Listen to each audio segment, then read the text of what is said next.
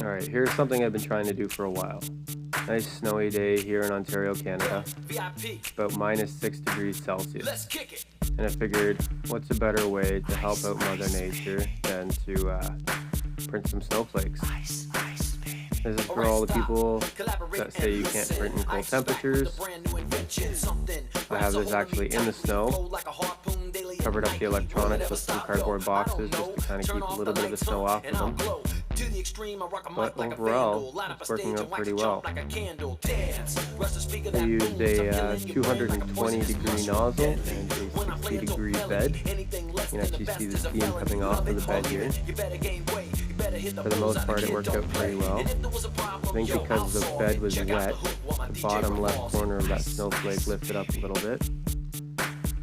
But overall, happy with it. Fun times.